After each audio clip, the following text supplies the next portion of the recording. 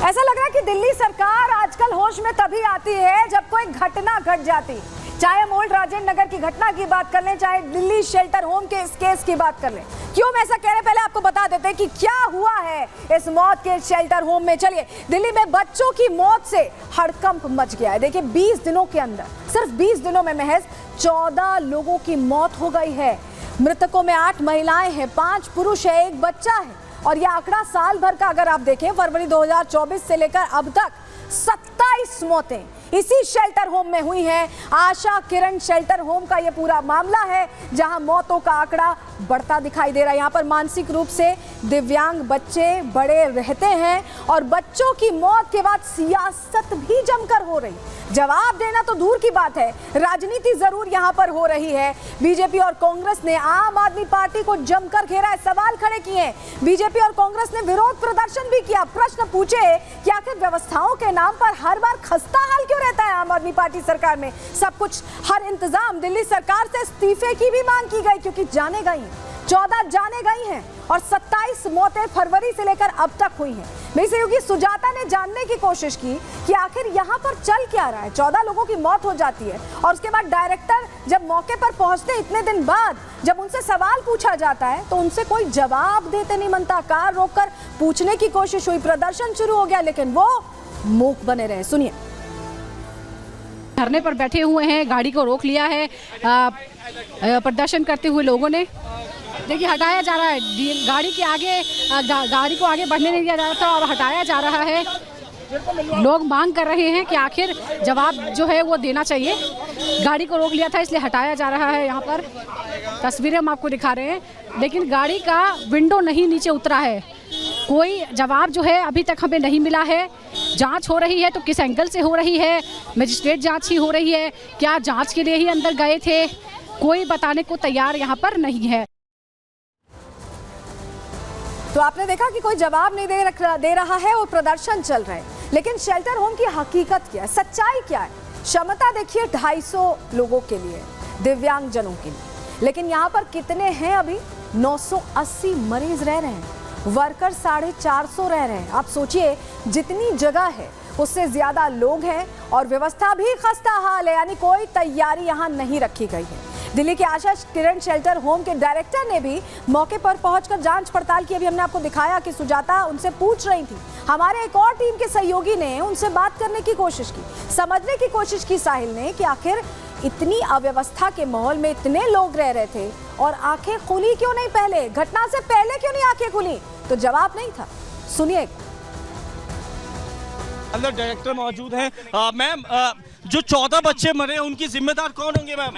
क्योंकि अंदर कह रहे हैं कि जो अंदर व्यवस्था है वो काफी ज्यादा खराब है, खाना अच्छा नहीं मिल रहा है, तो जिम्मेदार कौन है? किसके मत्थे जो है वो जा रहे हैं? अंदर जो आप शीशे में देख रहे गाड़ी में डायरेक्टर मौजूद है और ये डायरेक्टर जो है इस शेल्टर होम की डायरेक्टर बताई जा रही है और फिलहाल अभी गाड़ी से बाहर नहीं आई जा रही है।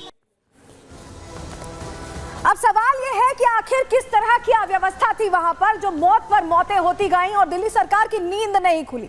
जवाब हम आपको जल्दी से दे देते हैं, कैसे हुई है लोगों की मौतें। चलिए आपको बताते हैं। मरीजों को दरअसल जो वहां रहते थे मरीज, उन्हें घटिया खाना, खराब क्वालिटी का खाना दिया गया।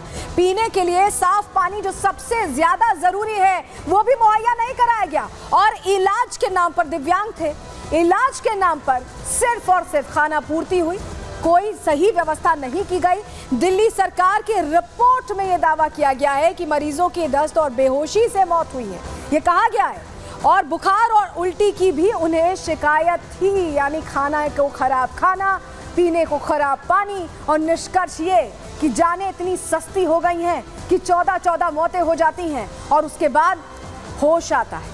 एम्बुलेंस का ड्राइवर जो लगातार ले जा रहा था शवों को, उनसे हमने बात करने की कोशिश की, उनसे समझने की कोशिश की, क्योंकि उनका आना जाना वहां था। तो उन्होंने खुलासा किया कि दरअसल जो नहाने का पानी होता है वो दिया जा रहा था पीने के लिए वहां के मरीजों को। सुनिए जरा। यहाँ पे 2 एम्बुलेंस परमानेंट खड़ी होती थी पहले। इनकी सुपरिटेंडेंट ने है ना पिछले 1 साल से दोनों को निकलवा दिया। इमरजेंसी में बच्चे ऐसे मरे हैं। कहाँ लेके जाते हैं? अम्बेडकर, RML, GB पंत और इसमें एम्स में सुबह सब तक कितने बच्चों को यहाँ से रेफर किया? दिल्ली का वो ओपीडी का रूटीन तो वही है, 400-500 बच्चे तो इधर से उधर होते रहते हैं। अच्छा। हाँ। अंदर व्यवस्था कैसी है खाने पीने? बिल्कुल है बेकार भाई, पीने का पानी भी नहीं है इनके पास। अच्छा। अगर हम खुद के लिए भी मांगे ना एक बोतल, गर्मी कितनी है कि पानी ले लेते वो भी नहीं है। बच्चों को कहते हैं खाना ठीक नहीं मिलता? बिल्कुल ना मिलता, बेकार है बिल्कुल, मैनेजमेंट जीरो है। मैनेजमेंट जो पानी वानी की व्यवस्था भी ठीक है? पीने का पानी जो है सबसे खराब तो वही है। अच्छा अच्छा अच्छा। तो इसमें आपने कुछ अभी तक कोई आगे की जानकारी दी कि मतलब अंदर की व्यवस्था बड़ी खराब है? भाई देते रहते हैं, हमारी सुने कौन, मेल भी कर दे हैं। अच्छा। सीएम ऑफिस में भी कर रखी है, अच्छा। एलजी हाउस में भी कर रखी है, पर सुनता कोई नहीं कोई भाई। नहीं सुनता। तो ये बच्चों की मौत इसी कारण की गंदगी साफ गंदगी, पानी नहीं, मच्छर इतने ज्यादा है इसमें। अच्छा, है ही नहीं अच्छा। साफ सफाई तो। अच्छा। नहाने का पानी वो तो पिलाते हैं बच्चों को, ये नहाने का पानी पिलाते हैं? तो क्या वो बच्चों इनको तो पता ही नहीं ना, वो तो मेंटली वैसे हैं। बच्चे हैं उनको लेकर के अस्पताल ले जा रहे हैं, ये बताइए आप कितने बच्चे लेकर के जा रहे हैं?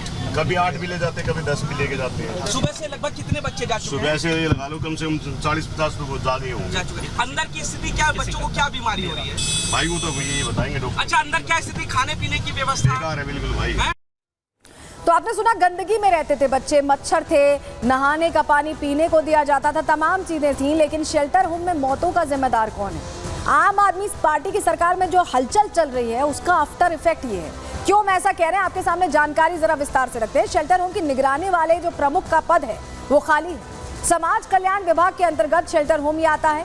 राजकुमार आनंद समाज कल्याण मंत्री हुआ करते थे, अभी नहीं है। 10 अप्रैल को मंत्री पद से इस्तीफा दे दिया और उसके बाद से इस विभाग के हेड का पद खाली ही रहा, किसी को सुध नहीं हुई। मुख्यमंत्री अरविंद केजरीवाल तिहाड़ जेल में बंद हैं, जिसके कारण नई मंत्री की नियुक्ति ही नहीं हुई है। तो किस तरह से असर पड़ रहा है, ये जो हलचल आम आदमी पार्टी में मची हुई है शराब घोटाले के बाद, उसका असर ये मौतें हैं। आप देखिए 14 मौतें हो गई हैं। लेकिन अब आप चलिए आपको जरा तस्वीर दिखाते हैं। दिल्ली महिला मोर्चा की राष्ट्रीय उपाध्यक्ष रेखा गुप्ता शेल्टर होम पहुंचती हैं। आपको तस्वीर दिखाते हैं हम, ये तस्वीर देखिए। शेल्टर होम वो पहुंचती हैं व्यवस्थाओं को देखने के लिए, जांचने के लिए कि आखिर किस कंडीशन में, किस स्थिति में ये बच्चे रहते थे। ये आप तस्वीर देख रहे हैं। अंदर जब पहुंचे, जब देखा तो बहुत सारी खामियां यहाँ पर पाई गई हैं और मौत को लेकर अब संग्राम से छिड़ गई। सवाल सब पूछ रहे हैं और पूछना लाजमी है, क्योंकि जाने गई हैं, 14 जाने गई हैं और उनका हिसाब रखने वाला, उनकी जिम्मेदारी लेने वाला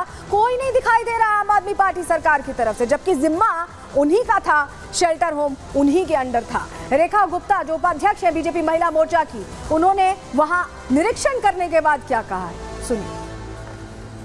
देखिए, ये आशा किरण जो दिल्ली सरकार की यूनिट है, जहां पे दिव्यांग लोगों को कहा जाता है कि सरकार की ओर से सहारा दिया जाता है, उनको रखा जाता है, उनकी देखभाल के नाम पे ये पूरा सेंटर चलता है। परंतु ये शेल्टर लगातार यहाँ मौतें हो रही हैं। पूरे 2024 के अंदर यहाँ 27 लोग, 27 बच्चे, 27 दिव्यांगजन खत्म हो चुके हैं, उनकी मौत हो गई है। किस कारण से, क्या दुर्घटना हुई? जुलाई माह के अंदर ही 17 लोग, हमारी जानकारी में 13 तो अखबार में आए हैं, 17 लोग यहाँ पे मर चुके हैं। कारण प्रशासन बता नहीं रहा। एसडीएम की इंक्वायरी क्या कह रही है कुछ पता नहीं चल रहा। खुद गेट बंद करके सभी अधिकारी बैठे हैं, किसी भी व्यक्ति को अंदर जाने की परमिशन नहीं है। तो आपने रेखा गुप्ता को सुना, कह रही हैं कि अंदर जाने की परमिशन ही नहीं दी गई। इतनी खामियां हैं, इतनी गलतियां हैं कि उन्हें छुपाने के लिए अंदर जाने की परमिशन ही नहीं दी गई। वहीं एलजी वीके सक्सेना भी एक्शन में दिखाई दे रहे हैं। उन्होंने कहा कि 1 हफ्ते में जिम्मेदारी तय की जाए, व्यवस्थापक के खिलाफ तुरंत कार्रवाई की भी मांग रखी है। ऐसे में सभी शेल्टर होम्स की जांच भी वीके सक्सेना कराएंगे। वो कह रहे हैं शेल्टर होम में जिस शख्स की मौत हुई उनके परिजनों को मुआवजा देने की बात भी उनकी तरफ से कही गई है। वीके सक्सेना कह रहे हैं कि जितने भी शेल्टर होम चलाए जा रहे हैं उनकी जांच अब अनिवार्य है, जरूरी है। लेकिन नेशनल कमीशन फॉर वुमेन उसने भी संज्ञान लिया, क्योंकि घटना जो हुई है, महिलाओं की भी मौत हुई है, बच्चियों की भी मौत हुई है। तो नेशनल कमीशन ऑफ वुमेन की टीम, फैक्ट फाइंडिंग जो कमेटी है उनकी, वो पहुंची। ये तस्वीर आप देख रहे हैं, रेखा शर्मा की तस्वीर आप देख रहे हैं। दरअसल वो यहाँ पहुंची और शेल्टर होम में जो मौत का जाल बिछाया गया है ना, उसके बारे में जानकारी उन्होंने लेने की कोशिश की। रेखा शर्मा अपनी पूरी टीम के साथ पहुंची, आप देख पा रहे हैं मरीजों को क्या खाना दिया जाता था, क्या पीने का पानी साफ था या नहीं, क्या व्यवस्थाएं सही थी या नहीं, क्या इलाज प्रॉपर दिया जा रहा था नहीं, ये तमाम सवाल उनकी तह तक जाने की कोशिश नेशनल कमीशन फॉर वुमेन की टीम ने कोशिश की और समझने की कोशिश की कि आखिर यहाँ व्यवस्थाओं पर किस तरह से, कितनी खस्ता हाल व्यवस्थाएं यहाँ पर रखी गई थी। एनसीडब्ल्यू की टीम ये सुनिश्चित करना चाहती है कि जो गलतियां हैं वो और किसी शेल्टर होम में दोहराई ना जाएं। क्या कहा एनसीडब्ल्यू की टीम ने, रेखा शर्मा ने क्या कहा अध्यक्ष ने, आपको बताते हैं। शेल्टर होम मासूमों की मौत का जाल बन गए हैं। मरीजों को ढंग का खाना, पानी और इलाज नहीं मिल रहा है। मरीजों को पीने के लिए गंदा पानी दिया जा रहा है, नहाने का पानी दिया जा रहा है। दिल्ली सरकार की ये बहुत बड़ी लापरवाही है, ये एक तरह से उनकी तरफ से कमेंट आया। लेकिन दिल्ली सरकार में मंत्री आतिशी सिंह सामने आती इस घटना के बाद, जबकि आपको बताएं कि सामाजिक कल्याण मंत्री हैं नहीं, दिल्ली सरकार में अभी उस पद पर कोई नहीं है जिसके अंडर ये शेल्टर होम आता। लेकिन आतिशी ने कहा कि 14 मरीजों की मौत का मामला गंभीर है, मामले की मजिस्ट्रेट जांच के आदेश दिए गए हैं। मजिस्ट्रेट जांच की रिपोर्ट आने वाली है। अगर किसी की लापरवाही पाई जाती है तो उस शख्स को बख्शा नहीं जाएगा। आपको याद होगा ओल्ड राजेंद्र नगर की घटना होती तब भी आतिशी सामने आती हैं, तब भी यही कहती हैं कि जांच होगी और अब भी यही कह रही हैं कि जांच होगी। सवाल यह है साहब कि आप कितनी जांचें कराएंगे, पहले अब व्यवस्थाएं तो पुख्ता कर लीजिए, समझिए तो सही कि क्या हालात हो गए हैं आम लोगों के लिए दिल्ली सरकार में। आतिशी ने क्या कहा है, कैसे सफाई दी है, सुनवाते हैं। इसमें 980 इंटेलेक्चुअली चैलेंज पर्सन्स रहते हैं जिनकी डिसेबिलिटी, इंटेलेक्चुअल डिसेबिलिटी अलग अलग कैटेगरी की है, जिसमें माइल्ड, मॉडरेट, प्रोफाउंड अलग अलग कैटेगरीज की इंटेलेक्चुअल डिसेबिलिटी है। जो सीवियर और प्रोफाउंड कैटेगरी की इंटेलेक्चुअल डिसेबिलिटी है उसके साथ ज़्यादातर केसेस में कोई ना कोई सीरियस कोमॉर्बिडिटी यानी अनेक प्रकार की फिजिकल एलिमेंट्स भी जुड़ी हुई हैं। जो सीवियर और प्रोफाउंड कैटेगरी के इंटेलेक्चुअली चैलेंज पर्सन्स हैं उसमें से काफ़ी परसेंटेज बेड रिडन भी रहते हैं और 100% सपोर्ट की रिक्वायरमेंट रखते हैं। अब दिल्ली सरकार से सवाल पूछे जा रहे हैं लेकिन जवाब कहीं से भी सही नहीं मिल रहा है। सवाल इसलिए पूछे जा रहे हैं क्योंकि जाने गई हैं, किसी को तो जिम्मेदारी लेनी होगी। सुनिए किस तरह से भारतीय जनता पार्टी के तमाम नेता अब पूछ रहे हैं कि क्या कर रही है दिल्ली सरकार।